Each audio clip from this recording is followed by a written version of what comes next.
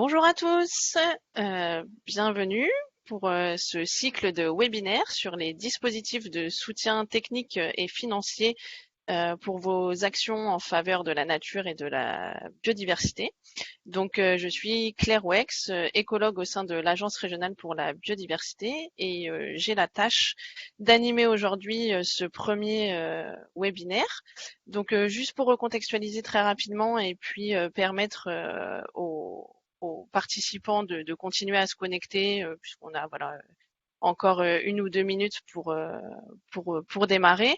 Vous rappeler ou vous dire tout simplement que ce cycle de webinaire va se dérouler sur l'année 2023 et se déroule dans le cadre de l'animation du portail territorial des aides en faveur de la nature et de la biodiversité en Île-de-France, que l'ARB Île-de-France en partenariat avec Aide Territoire a développé spécifiquement pour la fin de l'année 2022, donc un portail qui recense les aides techniques et financières en faveur de la biodiversité et de la nature, donc sur lequel, par porteur de projet, vous pouvez retrouver les différents dispositifs. Ce cycle de webinaires que nous vous proposons, voilà. Donc débute aujourd'hui avec le thème de la renaturation, se poursuivra au mois de juin sur les dispositifs relatifs à l'eau et les milieux aquatiques. En octobre, nous balayerons les dispositifs à votre disposition pour l'acquisition et l'amélioration de la connaissance sur la biodiversité sur les territoires. Et enfin, l'année 2023, donc dans le courant du mois de décembre, nous nous retrouverons pour mettre en valeur les dispositifs d'échelle plus locale, donc notamment les dispositifs des départementaux. Pour rappel et petite consigne, dans l'onglet à droite de votre écran, vous avez différents petits figurés. Le petit figuré message constitue le chat. C'est là que vous pouvez interagir. C'est votre fil de discussion avec nous. Et avec tous les participants, sentez-vous libre vraiment de partager vos échanges et vos réflexions. En revanche, vous avez tout en bas le petit onglet Q&A qui sert à poser vos questions aux intervenants. On a à l'animation derrière des collègues qui vont nous remonter par écrit les questions que vous allez formuler et qui seront elles-mêmes retranscrites aux intervenants après leur participation. Avant que des questions ne soient posées à ce sujet, si certains parmi vous doivent partir en cours de route ou veulent faire partager à certains de leurs collègues le contenu de ce webinaire, un replay sera mis en ligne dans les meilleurs délais sur le site de l'Agence régionale de la biodiversité, donc la page dédiée à l'événement. Sans plus attendre, je vous propose de commencer. Pour le déroulé de ce webinaire et de cette heure, nous avons le plaisir donc du coup d'accueillir deux intervenantes. Dans un premier temps, interviendra donc Gwendoline Grandin, écologue au sein de l'Agence régionale de la biodiversité, qui va s'attacher à définir le concept de renaturation, illustrer ce qu'est la renaturation. S'en suivra donc l'intervention de Madame Anne de Gouzel, directrice de la prospective territoriale et de l'action foncière au sein d'Île-de-France Nature. Donc Anne vous présentera peut-être dans un premier temps la nouvelle marque, le nouvel établissement Île-de-France Nature, ainsi que ce nouvel outil à la disposition des territoires pour lancer et faire émerger des projets vertueux de renaturation sur le territoire francilien. À l'issue donc de ces deux présentations, nous aurons un large temps de questions pour vous permettre de passer à l'action en faveur de la renaturation dès la fin de ce webinaire. Gwendoline, je coupe le partage de mon côté et Ça marche. je te laisse la main. Très bien, je lance le partage. Bonjour à tous. Alors, je lance le partage de ma présentation. Normalement, vous la voyez en plein écran. Je te confirme, c'est tout bon. Et du coup, je vous propose de commencer, comme tu l'as indiqué, Claire, avec un peu un rappel, revenir sur ce concept de renaturation dont on entend beaucoup parler. notamment depuis 2018 avec l'apparition de l'objectif zéro artificialisation nette. Alors, qu'est-ce qu'on entend par renaturation? De quoi s'agit-il? Ce qu'il faut retenir, c'est que la renaturation, ça renvoie à l'idée générale d'un retour à l'état naturel ou semi-naturel d'écosystèmes qui auraient été dégradés, endommagés par des activités humaines. Alors cette définition que je vous propose, elle est issue d'un article de la Société pour la restauration écologique. Et donc, s'il y a peut-être un premier point à retenir ici, c'est que la renaturation, elle fait appel à des connaissances, à des savoirs d'une science qu'est l'écologie, et plus précisément l'écologie de la renaturation, de la restauration. Pardon. Deuxième chose, la renaturation a les mêmes finalités, quel que soit le projet qu'on souhaite mettre en œuvre, c'est-à-dire retrouver finalement des écosystèmes fonctionnels. On s'intéresse à la fonctionnalité écologique et finalement à la capacité des milieux à s'auto-entretenir, à fonctionner tout seul. Il faut savoir que la biodiversité, c'est l'élément central de ces opérations de renaturation et que normalement, il y a toujours un bénéfice écologique. Alors, il y a différentes approches pour mettre en œuvre des projets de renaturation. Il y a des approches qui sont dites actives et puis une approche passive. Alors, par approche active, ça fait appel à l'ingénierie écologique, le génie écologique. En gros, ce sont toutes ces actions qui se résument par agir par et pour le vivant. Alors, des fois, les opérations de génie écologique font appel à du génie civil pour tout ce qui est déconstruction, démolition. Mais le gros du projet de restauration fait appel à cette discipline qui est l'ingénierie écologique. Et puis il y a l'approche passive finalement où on va laisser faire la nature, on fait appel aux capacités de résilience des écosystèmes et tout ce qui va être attrait à la recolonisation spontanée, à cette capacité qu'a la nature à se réparer toute seule. Et c'est notamment de la renaturation passive qui est à l'œuvre, par exemple, dans des espaces urbains que sont les friches.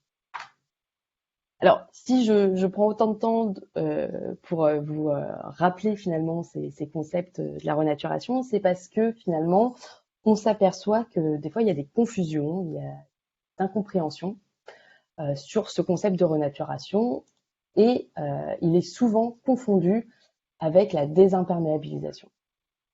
La désimperméabilisation, ça consiste uniquement à redonner une perméabilité à la couche superficielle du sol, et souvent grâce au recours de revêtements poreux et drainants. Mais ce n'est pas suffisant pour parler de renaturation. La renaturation, ça suppose un retour à de la pleine terre et surtout à des sols qui sont vivants.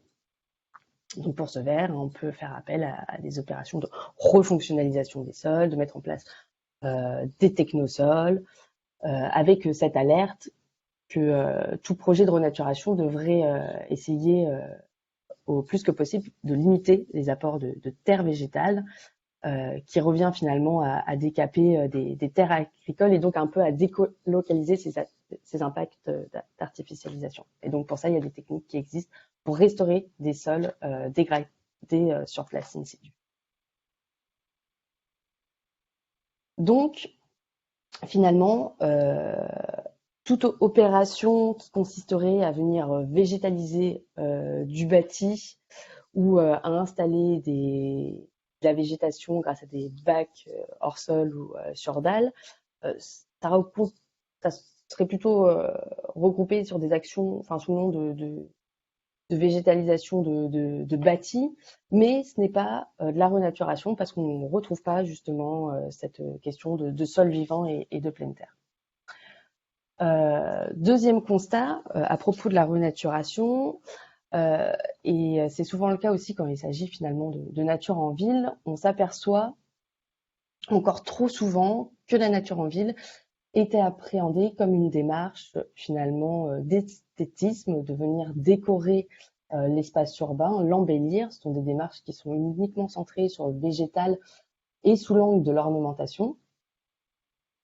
Et donc c'est ce qu'on s'aperçoit sur le terrain, ce qu'on peut appeler de verdissement, mais ce sont des approches qui sont donc limitées Et il va falloir qu'on abandonne finalement cette technique et ces approches pour aller vers des approches plus écologiques, plus intégratives, donc vers de la renaturation, où là, finalement, les, euh, les projets ne sont pas concentrés que sur la dimension végétale, mais sur toutes les composantes biologiques, que ce soit le sol, la faune, la flore, les fonctionnalités écologiques.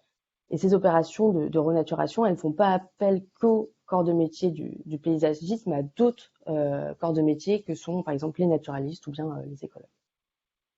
Donc une petite alerte, faire attention de ces opérations un peu de verdissement qui sont plus de l'ordre du greenwashing que vraiment des opérations qui ont un sens écologique et qui auraient un bénéfice pour la biodiversité. Alors quelques retours d'expérience pour un peu illustrer ces propos théoriques. Premier exemple de renaturation d'un cours d'eau. Ici, on se situe à Sarcelles, en plein centre-ville, et où il y avait une rivière qui avait été enterrée, canalisée sous cette route qu'on voit sur l'image de gauche. Et ça avait eu pour effet notamment d'entraîner de fortes inondations en 1992 à la suite d'un orage où le centre-ville avait été noyé sous 1,50 m d'eau. Et donc, pour limiter ces risques d'inondation, la ville a travaillé avec le syndicat mixte d'aménagement hydraulique du Rhône et du Petit Croult à restaurer la rivière qui avait été du coup canalisée, donc à la réouvrir, la décanaliser, pour recréer un milieu le plus naturel possible, avec des méandres, des berges en pente douce. Et il y a eu tout un travail de plantation et de semis d'espèces locales pour réamorcer finalement la reconquête de la flore et de la faune sur ces rives. Alors ces opérations de restauration, elles peuvent être menées à plus large échelle. Ici, c'est un exemple à Blois, où l'agglomération de Blois mène depuis 17 ans un projet de désurbanisation d'un quartier qui s'appelle La Bouillie pour recréer une zone d'expansion des crues afin de limiter les risques d'inondation.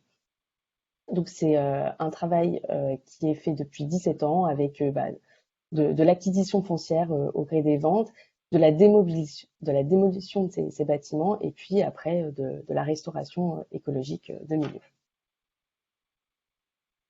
Un autre exemple de renaturation, ici on est à Besançon où une friche industrielle a été transformée en un parc. Alors ce que j'aime bien dans cet exemple, c'est tout le travail qui a été réalisé en amont d'inventaire faune-flore, de façon à ce que le projet prenne en compte les espèces qui existaient à l'état, enfin sur cette parcelle qui était en friche. On avait des vieux bâtis notamment qui étaient occupés par des chiroptères et puis il y avait d'autres espèces qui étaient déjà présentes sur ce site. Donc il y a eu tout un travail pour vraiment essayer de composer avec l'existant, les espèces qui étaient déjà présentes, et également un travail pour essayer un peu de minimiser les impacts liés à l'exportation des terres qui étaient polluées et également des déchets issus de la déconstruction des bâtiments. Et donc, il y a eu réutilisation des terres et à 95%, ce qui a permis une économie assez considérable de 2 à 3 millions d'euros, et l'utilisation de produits de déconstruction, ici du béton concassé, pour recréer des milieux secs et notamment de recréer des refuges et des habitats pour les reptiles qui étaient présents. Et puis il y a tout eu un travail de plantation et de semis issus de récoltes qui avaient été faits par les agents de la ville dans les milieux environnants. Et là, l'idée, c'était de combiner finalement une renaturation à la fois active et passive, c'est-à-dire ressemer pour finalement amorcer une recolonisation des milieux. Et puis enfin, un dernier exemple que j'aime bien, ici on est à Aubervilliers, dans un quartier qui s'appelle la Maladrerie, où il y avait un ancien parking désaffecté. Alors, c'était un projet qui avait de nombreuses contraintes, notamment des contraintes budgétaires et des contraintes vis-à-vis des sols. Et donc là, l'agence de paysage Vagrant Landscaping a fait ce choix de laisser une partie enfin même tous les produits issus du concassage de béton sur place afin de recréer un jardin de rocaille pour minimiser finalement les coûts du projet. Et puis pour limiter finalement tout ce qui va être apport en eau ou donc l'idée c'est de recréer un jardin friche très peu entretenu, avec aucun arrosage, avec juste au début du projet donc semis d'espèces pour pouvoir amorcer finalement la végétation sur ce site. Donc voilà pour la partie retour d'expérience. Concernant les travaux et les outils qu'on a développés, nous, à l'Agence régionale de la biodiversité, sur la renaturation et que vous pouvez mobiliser pour vos projets, je peux citer un guide qui est paru en début d'année sur la renaturation des villes, qui revient sur ce concept de renaturation, qui donne des retours d'expérience et également des préconisations à suivre pour bien dérouler et bien mener son projet. Et puis qui explique un outil qu'on a développé dont le but est en fait d'aider les communes à localiser les zones de renaturation prioritaires en milieu urbain. Et donc je vous propose sans plus attendre de vous présenter les résultats de cet outil, sachant que toute la méthode SIG est décrite dans le guide sur la renaturation. Et donc si vous souhaitez en savoir plus, je vous invite à lire la partie du guide qui s'y réfère. Alors, avant de vous présenter les résultats cartographiques, juste pour savoir ce que vous propose de visualiser le Cartovise, déjà il s'agit d'espaces renaturables, et quand on parle d'espaces renaturables, on s'est intéressé juste à la renaturation des espaces qui étaient imperméabilisés. Pourquoi? Parce que en fait on s'est rendu compte que ces espaces qui étaient bétonisés en ville, ils étaient source de nombreux problèmes, de déclin de la biodiversité, pas assez d'espaces de nature, et puis qu'ils amplifiaient aussi les effets du changement climatique, îlots de chaleur urbain, ruissellement, inondation, et que c'était sur ces espaces qu'on aurait le gain écologique le plus fort, et surtout qu'il y avait un potentiel qui jusqu'à présent n'avait pas été calculé ni identifié et donc qui était inconnu. Alors, le Cartovis qui vous permet de localiser donc des zones de renaturation prioritaires en milieu urbain a été décliné en fonction de 3 enjeux, c'est-à-dire être en mesure d'identifier des zones prioritaires de renaturation pour l'adaptation au changement climatique, pour la conservation de la biodiversité ou l'amélioration de la santé et du cadre de vie. Donc les résultats qui permettent d'identifier ces mailles sont visualisables. Ce sont des mailles de 125 mètres par 125 mètres. Donc, vous pouvez cliquer sur l'interface Cartovise en fonction, si vous les souhaitez regarder ces mailles en fonction de l'enjeu changement climatique, biodiversité, ou bien encore santé et cadre de vie.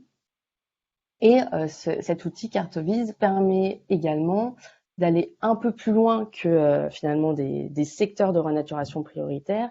Il permet de localiser des sites qui sont imperméabilisés et potentiellement renaturables. Ces sites, ils sont localisables et quantifiables. On peut choisir de les faire afficher en fonction de la typologie du mode d'occupation des sols. Comme on voit ici, si on clique par exemple sur équipement d'enseignement, sur la ville de Aulnay-sous-Bois, nous ressort les sites minéralisés potentiellement renaturables qui sont liés à cette occupation des sols, et on obtient aussi une quantification. Il y a 1094 sites concernés et puis ça représente 15% de la commune d'Aulnay-sous-Bois. On peut choisir de localiser, de quantifier ces sites potentiellement renaturables en fonction des différents enjeux, changement climatique, biodiversité et santé et cadre de vie, mais également de les faire afficher en fonction du nombre d'enjeux qu'ils recouvrent, c'est-à-dire, on voit par exemple les sites qui sont en vert foncé, sont des sites qui sont localisés dans des mailles de renaturation prioritaires au titre du changement climatique, de la biodiversité pardon, et la santé et du cadre de vie. Donc ça permet finalement de prioriser les actions et les recherches de terrain. Donc tout ce dont je vous ai parlé en termes d'outils et de ressources sont disponibles sur notre site. C'est une présentation avec des liens cliquables, donc je crois que vous pouvez même cliquer directement. En tout cas, la présentation vous sera mise à disposition après ce webinaire. Voilà pour mon intervention. Je vous remercie. Merci beaucoup Gwen pour cette remise en contexte et cette illustration aussi de ce qu'est la renaturation et de ce qu'elle peut être. Merci pour ces retours d'expérience inspirants qui, je l'espère, du coup nourriront de futurs projets ou de futures idées dans la tête de nos participants. Et du coup, je vous propose de poursuivre avec l'intervention de Anne de Gouzel, puisque au regard de ces exemples très inspirants évoqués par Gwen, Anne va vous présenter des dispositifs, et notamment un très particulier et récent, pour éventuellement, sur la base de ces idées naissantes et embryonnaires sur vos territoires, passer à l'action et dans l'opérationnel et le concret. Anne, à toi le micro. Est-ce que vous m'entendez bien? Oui, Très bien. Vous m'entendez? Tout à fait. Très bien. Donc, bonjour à tous. Effectivement, je vais vous présenter dans un premier temps Île-de-France Nature, puis les dispositifs de soutien technique et financier. Donc, tout d'abord, depuis novembre 2022, donc l'Agence des espaces verts est devenue Île-de-France Nature. L'Agence des espaces verts, c'est un établissement public à caractère administratif qui a été créé par la loi de 1976 pour mettre en œuvre la politique régionale en matière d'espaces verts, de forêts, de promenades et de milieux naturels. Donc cette agence, c'était un peu le pendant des conservatoires du littoral, donc en bord de mer, parce qu'en Île-de-France, donc en 76, avec les villes nouvelles, on commence à avoir une pression importante et donc la nécessité de préserver des espaces et d'en créer. Donc en 2021, une mission de préfiguration dite Natura a été mise en œuvre. Tous les partenaires de la protection des milieux naturels ont été donc sollicités. Plus de 300 collectivités ont été interrogées par voie de questionnaire. Et donc, cette mission avait pour objet de mieux comprendre les attentes et surtout de trouver des solutions pour encore mieux protéger les espaces naturels, revaloriser les friches, favoriser le retour de la nature en ville. Et on s'est aperçu donc dans le cadre de cette mission qui était donc conduite par l'Agence régionale de la biodiversité, il y avait une forte attente en matière d'accompagnement de projets, de connaissance des enjeux et des dispositifs. Et donc, pour répondre à ces attentes, eh bien, la région a souhaité que l'Agence des espaces verts, en partenariat avec l'Agence régionale de la biodiversité, eh bien, donc mette en place une nouvelle politique pour répondre encore plus à ces besoins. Et donc, Agence des espaces verts est devenue Île-de-France Nature. C'est une marque. Nous gardons donc notre statut d'établissement public à caractère administratif et nos missions historiques, mais on est plus clairement donc identifiable pour les collectivités, mais aussi pour le grand public. Et on pense que ça permettra aussi de mieux faire connaître nos missions et de créer un petit peu avec toujours l'ARB, un guichet unique pour les questions, pour les dispositifs, enfin pour faciliter finalement les projets de renaturation qui pourraient émerger en Île-de-France. Donc nos missions historiques, elles comprenaient déjà donc du soutien et de la maîtrise d'ouvrage. Donc, nos missions historiques, elles sont instaurées par ces 3 axes. Nous avons une convention quinquennale avec la région Île-de-France et nous accompagnons donc les projets territoriaux pour préserver les espaces naturels, agricoles et forestiers. Nous en aménageons et en gérons aussi. Et nous avons environ 15 000 hectares en gestion. Et puis, nous avons des projets, bien sûr, de création de grande continuité ou de reconquête d'espace.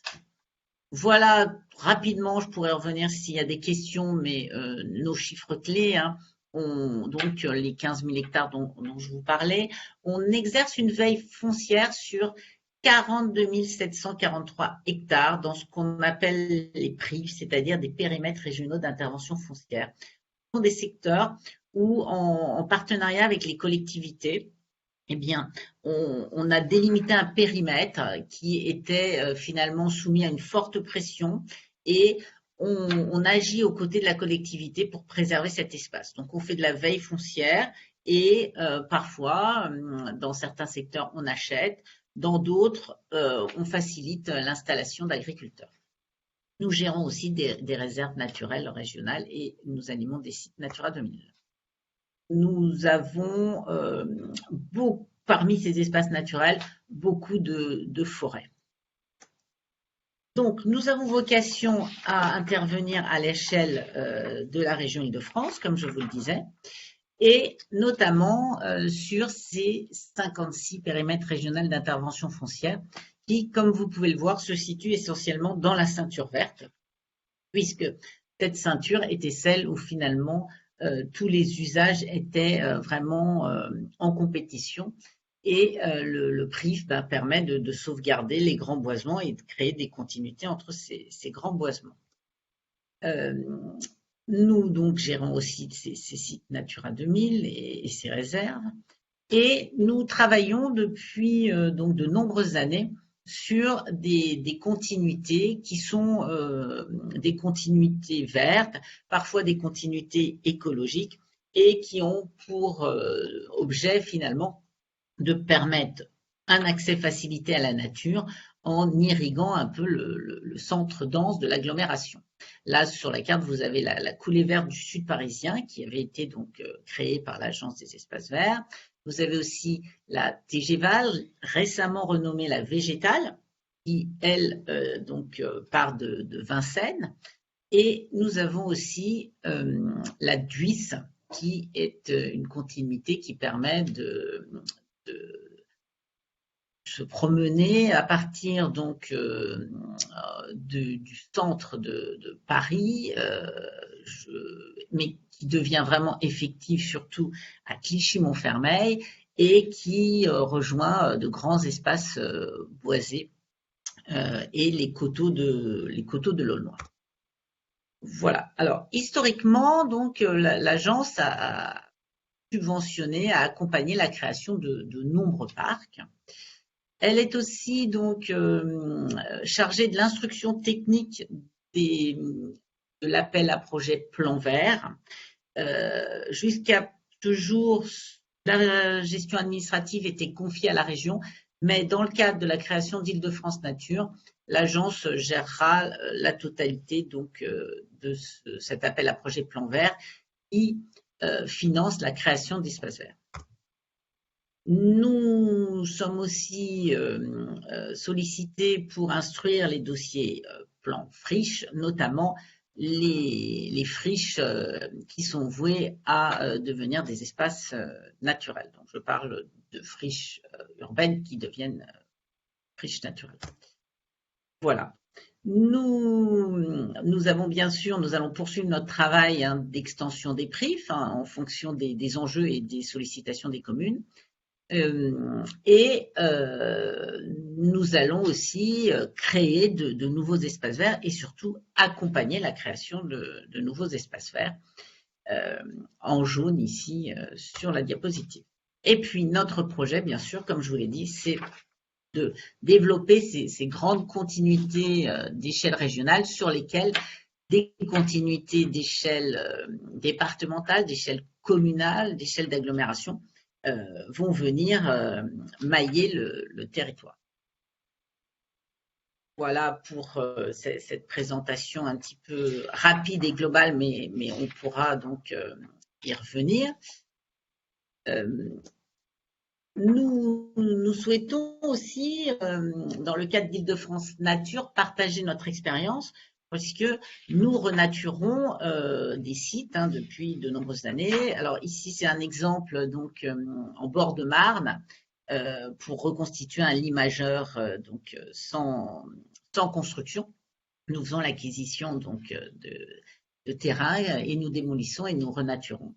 Nous avons d'autres cas sur des sites plus urbains et parfois nous sommes amenés aussi à gérer de vastes espaces remplis de déchets que nous rendons à la nature. Ici, c'est sur Sainte-Trope où nous allons renaturer un parking. Et donc, c'est un chantier qui est en train de démarrer. L'objectif aussi, c'est de mieux faire connaître les politiques régionales. Il y a beaucoup de politiques régionales en faveur donc de la renaturation et de la préservation des espaces. Il y a le SDRIF-E qui est en cours de réalisation, puisque le précédent SDRIF est donc révisé. Le schéma régional des continuités écologiques qui est important puisque la renaturation dans un secteur de continuité écologique est d'autant plus intéressante et importante.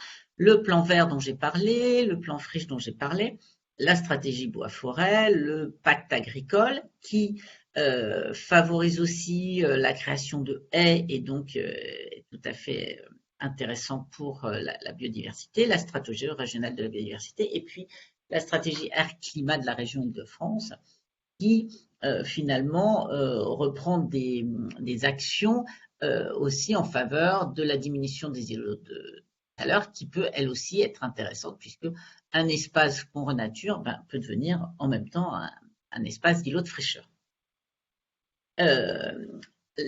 Donc cette politique régionale que je viens de présenter très rapidement, elle a donc été déclinée en de nombreux dispositifs et l'idée d'Île-de-France Nature, finalement, c'est d'aider les collectivités à pouvoir être fléchées vers le bon dispositif, puisque ces dispositifs ont des objectifs différents, ont des taux différents, ont aussi finalement des critères d'éligibilité différents. Et donc, l'idée, c'est de pouvoir vous accompagner au mieux pour vous aider à faire émerger, à concrétiser votre projet.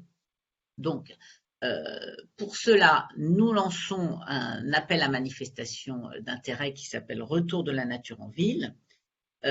Cet appel à manifestation d'intérêt, l'idée c'est que les collectivités qui souhaitent lancer un projet de renaturation, eh bien, on puisse les accompagner. Alors, ça peut être les accompagner sur des conseils, mais ça peut surtout les aider à mener une étude qui pourrait manquer pour faire émerger le projet. Ça peut être une étude prospective, une étude de pollution, une étude de faisabilité technique.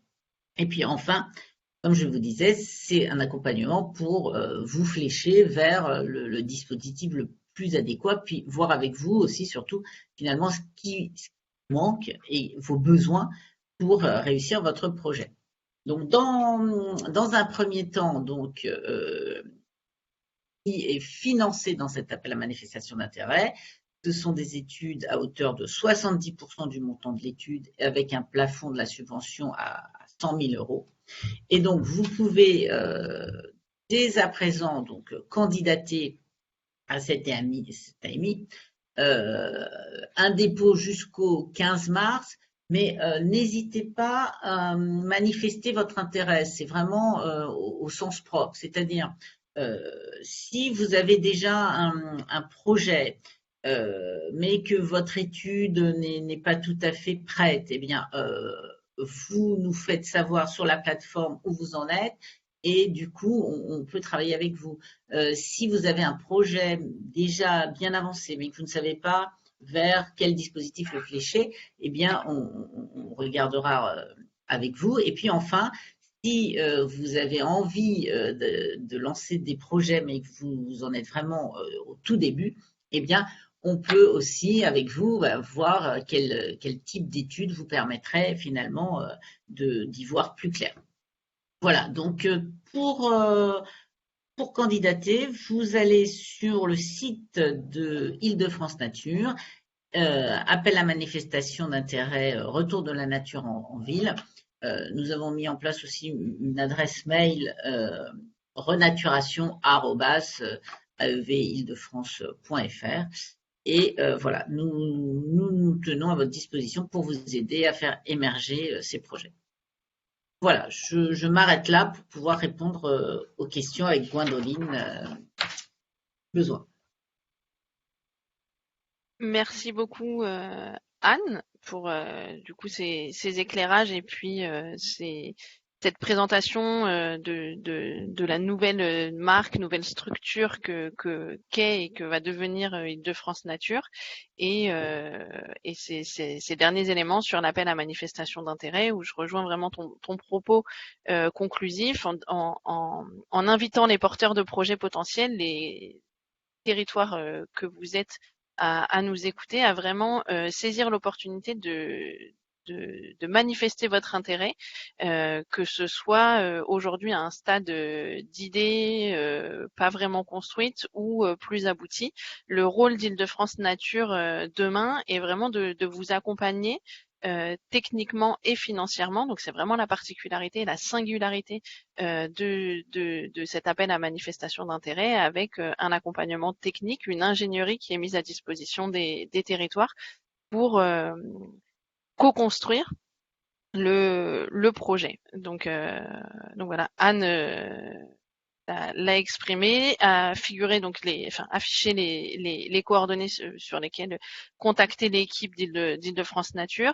Je leur précise parce qu'il y a eu un petit peu dans le fil du chat aussi que en plus du replay, les supports de présentation seront disponible aussi sur l'article et la page internet, puisque du coup ça a été quand même souligné les nouvelles spécificités d'Île-de-France Nature, c'est quand même des éléments un petit peu lourds à s'approprier pour les participants. Donc c'est vrai que vous pourrez revenir sur la présentation de Anne avec le support visuel, pouvoir prendre le temps dans le détail de réécouter son propos. Je vous propose de rester dans cette petite configuration table ronde entre guillemets, même si l'idée là n'est absolument pas de confronter les idées puisqu'on a bien des objectifs qui convergent dans le même sens, mais de mettre vos compétences à chacune au profit des participants et des questions. Je reviens un petit peu dans l'ordre des questions sur la présentation de Gwendoline. Est-ce que tu pourrais, parce que alors le Cartovise a animé un petit peu le chat et le Q&A, revenir sur l'outil. Enfin, clairement, moi, je vous comprends. Le Cartovise, on a envie de s'en saisir, on a envie de regarder qu'est-ce qui se passe chez nous et qu'est-ce que je vais pouvoir en faire. Est-ce que tu pourrais nous repréciser un petit peu l'accès, les limites géographiques, les limites peut-être aussi de la donnée qui est disponible dans le Cartovise? Voilà, éclairer un petit peu nos participants sur cet outil Cartovise. Tout à fait. Alors, le Cartovise, il est accessible par tous, gratuitement, sur notre site de l'Agence régionale de la biodiversité en Île-de-France. Et donc, les résultats qu'on vous donne à voir sont uniquement pour la région Île-de-France, donc pas sur d'autres régions, c'est juste pour la région Île-de-France. Vous avez deux échelles de données. Vous avez les zones de renaturation prioritaire en milieu urbain qui sont à la maille 125 mètres. Et puis, il y a les sites potentiellement renaturables qui sont imperméabilisés et potentiellement renaturables. Donc là, l'échelle, c'est vraiment l'échelle occupation du sol, projet, parking, cours d'école, etc. En ce qui concerne les limites, alors comme toute méthode SIG informatique, il y a des limites bien sûr. Première limite pour l'identification des sites potentiellement imperméabilisés, renaturables, on n'a pas fait d'études sur l'usage de ces sites ni la faisabilité. On s'est juste basé sur le mode d'occupation des sols qui est produit par l'Institut Paris Région. Donc ça demande un affinage par les collectivités, d'aller voir sur le terrain si ces sites ils sont possiblement, si c'est faisable de le faire, quels sont les usages, et en fait de requalifier finalement ce premier potentiel. L'idée c'était pas, on peut pas faire un outil clé en main sur toute l'Île-de-France de savoir ici c'est possible de faire de l'opération de renaturation. C'était vraiment d'essayer un peu de dégrossir ce premier travail pour les collectivités. Et ensuite il y a des deuxièmes limites qui a trait finalement à l'identification des zones de renaturation prioritaires. On a utilisé que des données qui étaient disponibles à l'échelle régionale. Donc, il y a sûrement des données qui sont plus précises à l'échelle d'une commune ou d'une intercommunalité. C'est en ce sens que nous, on envoie les données SIG, donc vraiment les données brutes, à toute personne qui nous en font la demande pour pouvoir venir justement les compléter et les enrichir et mieux qualifier finalement ce potentiel de renaturation. Ok, merci Gwendoline. Donc vraiment cet outil qui constitue une amorce pour entamer ces réflexions autour de la renaturation, qui, comme tu le disais, nécessite d'être affiné avec les conditions locales pour passer en mode opérationnalité.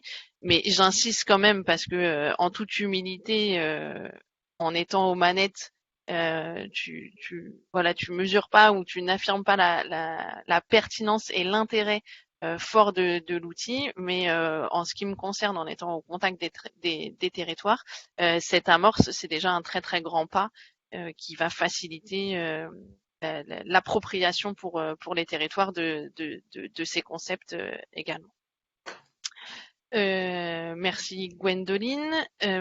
Globalement, alors peut-être que ça m'a échappé également aux participants. Anne, est-ce que tu pourrais revenir sur les bénéficiaires éligibles de l'AMI? Notamment, on a une question. Vas-y, je t'en prie. Eh bien, ce sont les communes et les agglomérations, ce sont les collectivités territoriales. Voilà. J'ai vu aussi qu'il y avait une question sur que peut faire Île-de-France Nature quand des terres agricoles sont menacées par l'urbanisation comme à Montesson, Gonesse ou Plateau de Saclay. Ce sont des zones où nous avons des périmètres régionaux d'intervention foncière et du coup où nous faisons de la veille, nous faisons aussi de la prospection foncière sur Montesson et donc nous sommes propriétaires par exemple à Montesson de la moitié des terrains de la plaine et du coup nous assurons de cette façon le maintien de l'agriculture.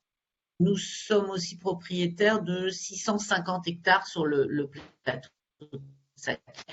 puisque le maître d'enfance était mise en place avant la ZPNAF.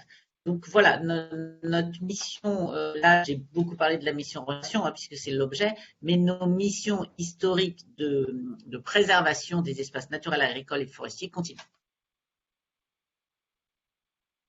Ok. Du coup, en lien avec cet aspect sur les terres les terres agricoles, il y avait cette question spécifique là sur les territoires de Montesson du plateau de Saclay. Mais du coup, la question se pose aussi à Gwendoline, si tu as des idées ou des éléments de réponse par rapport à ça. Comment la renaturation pourrait-elle, enfin comment et avant peut-être même ce comment d'ailleurs, c'est est-ce que ce concept de renaturation pourrait être transposé ou appliqué aux terres agricoles dites conventionnelles en ne portant absolument aucun jugement par rapport à ça, mais on sait, il est quand même avéré aujourd'hui que les pratiques agricoles conventionnelles peuvent dégrader les sols. Et donc, est-ce que ce concept de renaturation s'applique sur ces terrains-là, même si il me semble dans ton propos, Gwendoline, que tu insistais bien sur la nécessité et aujourd'hui la lumière qui est mise sur le lien entre la renaturation et les sols urbains. Ouais, alors le concept de renaturation, en fait, il peut s'appliquer à tout type de milieu dès lors qu'ils en fait ils ont été dégradés, endommagés par des activités humaines. Et vraiment le but, c'est voilà, de redonner des fonctionnalités écologiques d'un milieu. Donc, en fait, certaines espaces agricoles sont extrêmement artificialisés. Donc, on peut tout à fait imaginer, en fait, mener des opérations de renaturation sur ces terres, par exemple en restaurant du bocage, en créant des milieux prairiaux, des mares, etc. Donc, tout à fait. Et ça me permet de repréciser que si moi, je me suis concentrée dans ma présentation sur les milieux urbains, c'est parce que notre outil, notamment Cartovise, il se concentre que sur les milieux urbanisés et pas sur les milieux, par exemple, naturels qui auraient été dégradés ou bien ces milieux agricoles. Merci Gwendoline. Et du coup, Anne, tu nous confirmes bien et on le redit que, en revanche, l'action, les missions d'Île-de-France Nature ne s'arrêtent pas au sol urbain, mais concernent bien toute l'Île-de-France et potentiellement les terres agricoles. Tout à fait, mais voilà, on n'a pas le même type d'action et c'est vrai que l'AMI, il est vraiment sur des sites dégradés, mais qui soient en milieu urbain ou ailleurs, avec voilà une problématique pour les renaturer et ensuite, comme on le disait, quel que soit le projet, l'idée c'est que on en ait connaissance pour le faire émerger. Donc, en partenariat, nous sélectionnons pas que des projets urbains. Voilà, l'idée c'est d'avoir le besoin et puis après sur le court, le moyen, long terme, de voir comment on peut arriver à avoir une renaturation sur l'ensemble de l'Île-de-France, là où c'est possible. En fait. Mm, mm.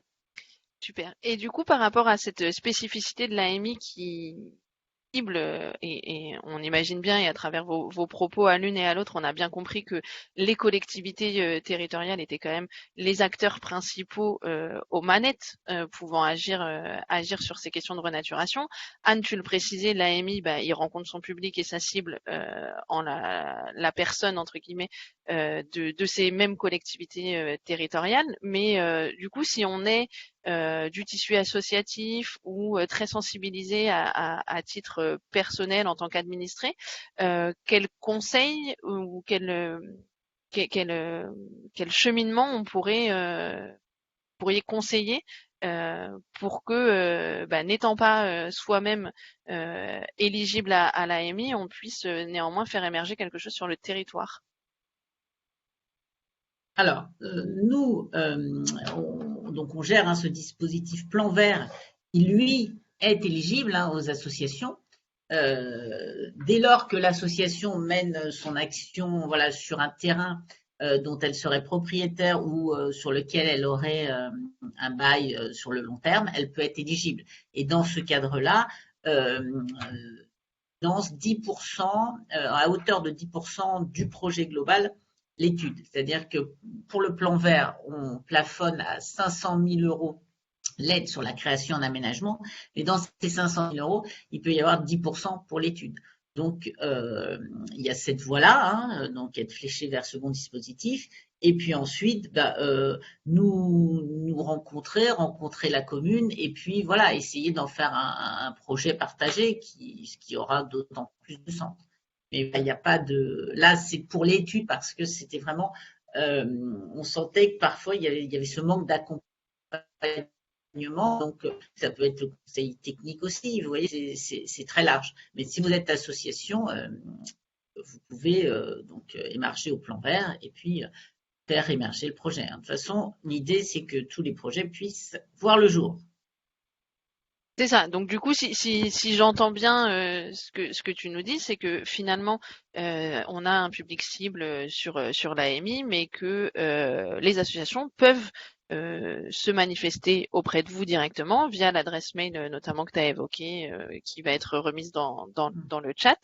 Et puis vous pouvez peut-être éventuellement, en fonction des enjeux, des intérêts spécifiques sur le territoire qui est visé par une association, accompagner cette même association ou avoir une démarche un petit peu proactive auprès de la collectivité pour la sensibiliser sur un éventuel projet à mener sur son territoire.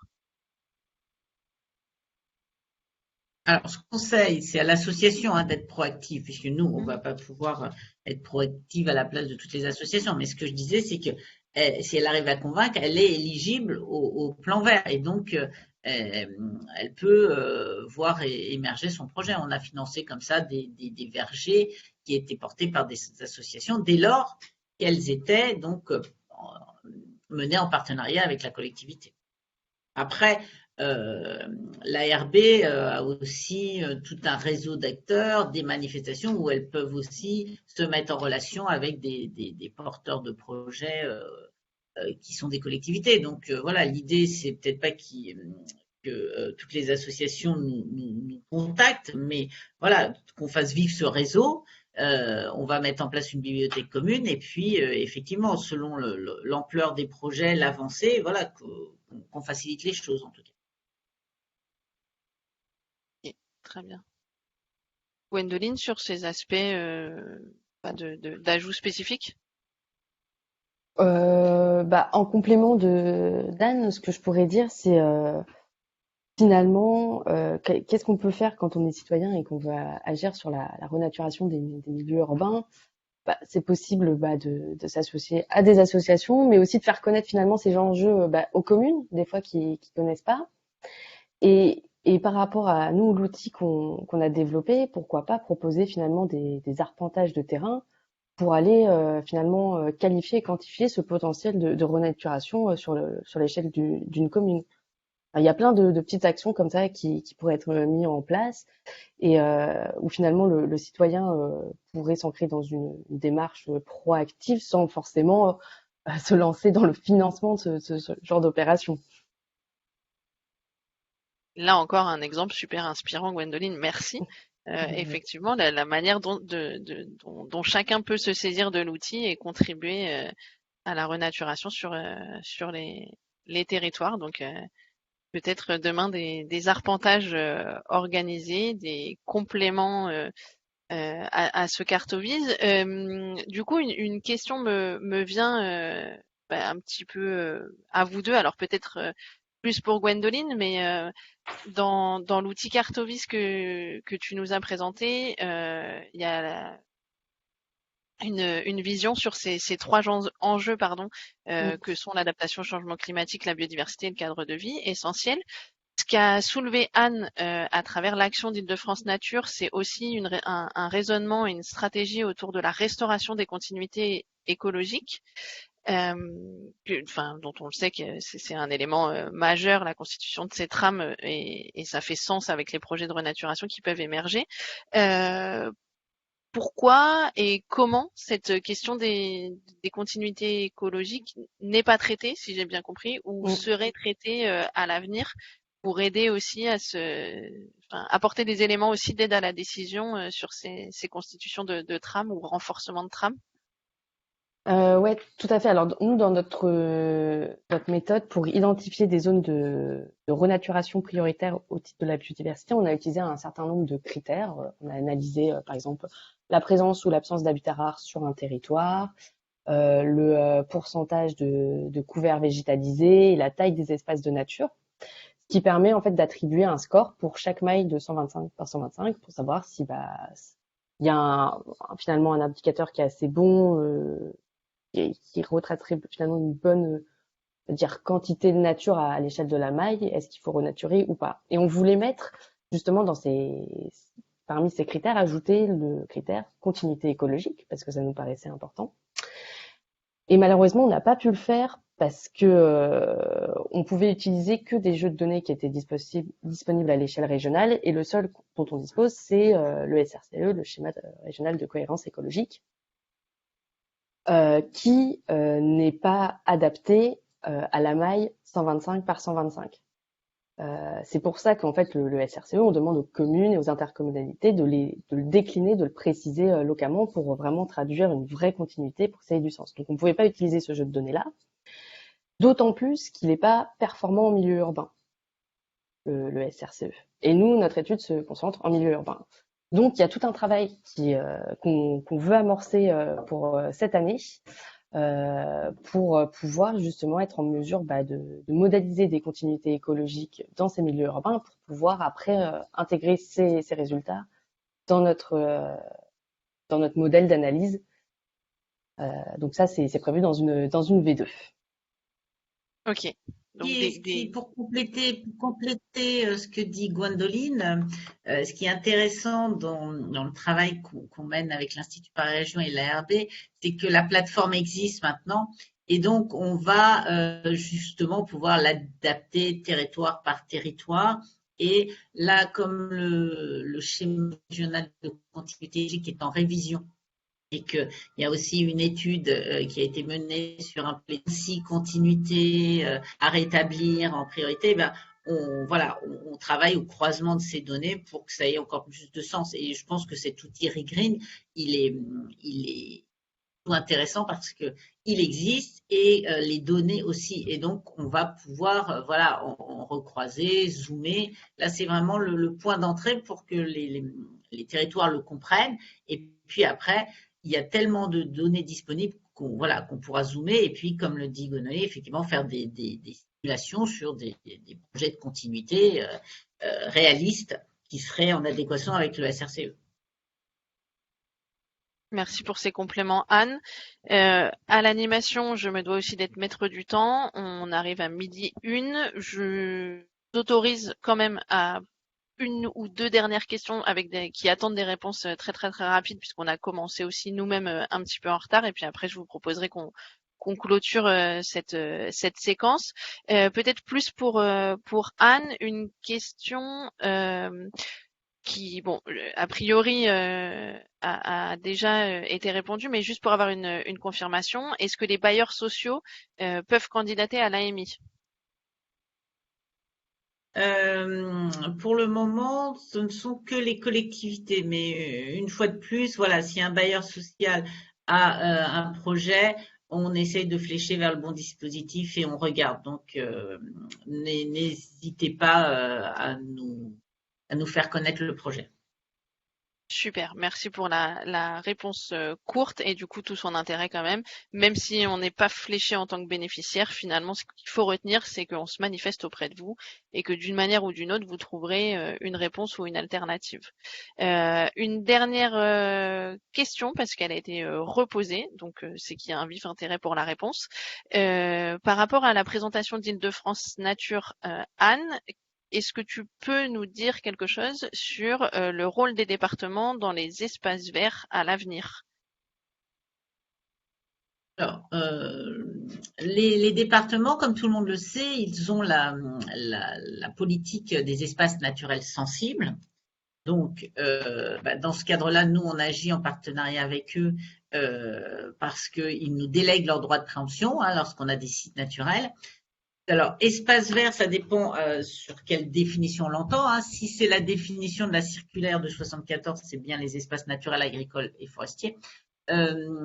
Si vous pensez à la création de nouveaux espaces en renaturation, ils ont aussi des dispositifs de subvention. Hier, j'étais avec le département du Val d'Oise et notre AMI est sur leur plateforme et l'idée c'est que les collectivités puissent bénéficier de croisements des subventions et donc progressivement on va mettre ça en place pour que ce soit le plus simple possible pour croiser les financements. Donc, pour ceux qui finançaient la création d'espaces verts, ils vont continuer à le faire.